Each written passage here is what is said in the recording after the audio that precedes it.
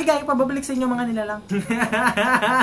Okay, so today's video meron tayong isang unboxing about sa laptop. Okay? Meron tayong gadget, okay? Meron tayong gadget ni unbox ngayon. Meron tayong isang gadget, okay?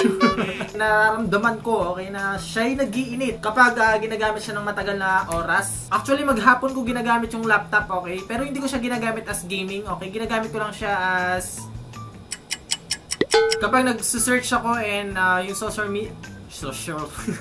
and yung social media ko, dyan ko rin ginagamit dahil wala akong phone. Siguro 1 to 2 hours, medyo umiinit na siya. Nararamdaman ko na yung kanyang pag-iinit. Ayoko siyang masira agad dahil wala akong gagamitin in the future. So ayun, i-unbox na natin siya. Okay, so this one is the laptop exhaust mini cooler vacuum fan USB cooler block.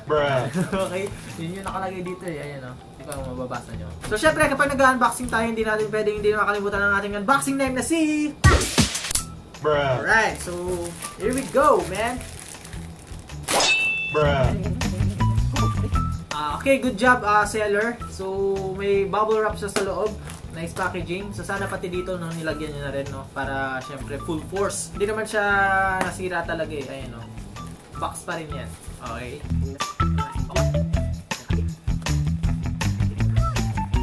Laking tulong talaga itong si Pax, no. Here's the box, okay? So, naka-label sa likod is product features is for game style, game radiation weapon, strong heat radiation, ultra quiet fan speed, adjustable temperature high, light mirror surface treatment process. Okay? So, hindi ko naiintindihan yung bandang huli.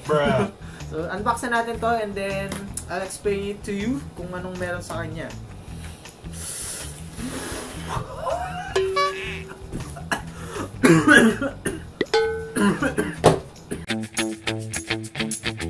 So, what's in the box? Meron tayong cable, guys.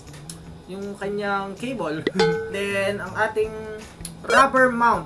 Mamaya explain ko sa inyo kung para saan itong mga to, yung mga rubber na to. Meron siyang tatlo, iba't ibang klase ng size. So, palaki siya ng palaki.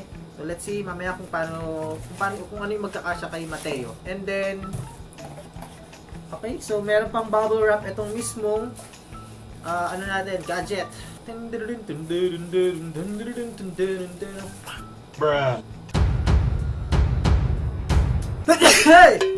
we have here the manual na hindi naman natin babasahin. Then this one is the yun na yun, ito na yung gadget mismo. And meron siyang rubber padding. Okay, meron siyang 4 na rubber padding as you can see. Nakikita nyo ba? Yan. O yan o. Diba? Yung bilog-bilog. And then this one is the mount. Okay? Ito yung nilalagay sa ilalim ng laptop para mag-fit itong exhaust natin sa ating laptop. So, dito muna tayo sa mismong exhaust fan natin. So, this one is the Cool Code. Cool Code is your partner for notebook computer. Alright. So, ito po si Cool Code. Parang kasing laki lang siya ng aking kamay. So, ganyan po ang kanyang laki, kanyang dimension. It's made of plastic. Okay, so actually lahat to, okay, made of plastic. Wala akong nakikitang bakal dito except sa kanyang screw. Next is yung likod niya. Meron tayong 3 rubber padding. Again, meron tayong padding dito. Ewan ko para saan to. Okay, siguro extra lang siguro to. And then meron tayong logo ni Spider-Man. Tapos, andito yung cable port natin or dito yung power port natin. Dito sinasaksak. And then, I don't know kung saan dito ang exhaust and yung intake. Feeling ko ito. Okay? So, feeling ko ito yung... Tingnan nga natin. Yeah, okay. So, dito yung intake natin or papasok yung hangin. And then, dito yung exhaust yung palabas. Okay? Ang tulong nito guys, ang ginagawa nito is kinukuha niya yung hangin sa loob ng laptop or ng notebook natin papunta dito. Syempre mainit na, okay? Mainit yung hangin na lumalabas and then from laptop ipapasok niya dito and then iikot ang ating fan tapos lalabas siya dito, okay? Mas pinili ko to or mas prefer mas preferred ko to kaysa dun sa cooling pad.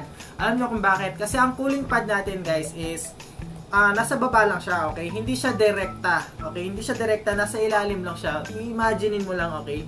May isang electric fan dito, and then may isang pader dito, tapos nandito ka. Anong mararamdaman mo? Mafe-feel mo ba yung lakas ng hangin ng electric fan? Hindi. Alam mo kung bakit? Kasi merong harang dito eh, okay? So walang kwenta. Eto guys, ang ginagawa nito is direkta from your notebook or from your laptop. Direkta yung hangin papasok dito and palabas doon, okay? So parang mas nire-recommend ko to and mas gusto ko siya. Actually, nakasubok na ako ng ibang cooling pad and wala akong nakikitang difference sa kanila. Wala akong nakikitang pagbabago, okay, sa kanyang temperature. Useful siya, okay? So, hindi masasayang ang pera natin dito. Paano yung setup, guys? Ganito lang yan. Okay guys, para i-setup to, kailangan natin hanapin kung saan yung labasan ng hangin. So, ako meron ako dito, and meron ako dito sa my left side niya, okay? All we have to do is, yung ating rubber pad, o ating rubber mount, try natin kung fit siya dito, okay? For example, ito, yan, try natin kung sakto siya, okay? So, kung sakto naman siya, okay, ito yung gamitin nyo. Pero kung gusto nyo na mas malaki, try nyo dun sa mas malaki, okay? Okay, next is, sa-setup natin siya through this one. So, dapat ang nakalagay is pababa. Okay, so pababa siya. So, para siyang dustpan. Then, ilalagay natin siya dito sa dulo ng ating exhaust. Chena. Okay, pag feeling mo okay na yan, ilagay mo na yung padding. Yan, so isasakto mo lang na papasok. Okay, so that's it. Ganun lang po i-setup ang ating vacuum cooler. So, magiging itsura niya is ganito. And then, after that, sasaksak natin siya or ipapasok natin siya dito sa ating laptop. Okay, so ganyan siya. And by the way, hindi naman matatamaan ang yung keyboard kung sakaling gagamit ka ng klase ng ganitong vacuum cooler. Makakapag-type ka pa naman. Okay, then after nyan guys, yung ating cable, okay, which is isasaksak naman natin siya direkta sa ating laptop. So from here, then saksak natin siya dito. Okay, so yan na. Try na natin siyang i-on. So ang kailangan lang natin gawin is paikot lang natin to clockwise. And that's it. Hindi ko alam kung may maririnig kayong sound. Okay, so pero ako meron ako naririnig and hindi siya ganun kalakas. So ganun lang po mag-set up ng vacuum cooler. Malakas ang labas ng hangin niya guys. And hindi lang yon, mainit yung lumalabas sa kanya. Kaya yung init ng ating mga laptop or ating mga notebook talaga namang ilalabas niya, no? So, vacuum nyo papunta doon, alright! Okay, para masubukan naman itong product na ito is, kailangan kong mag-game, okay? Kailangan kong gumawa ng gameplay, okay? Para ma-try natin kung gaano kalakas yung, or kung ano yung tulong niya, okay? Kung gaano mababawasan yung kanyang temperature pagdating sa pag-init ng laptop natin.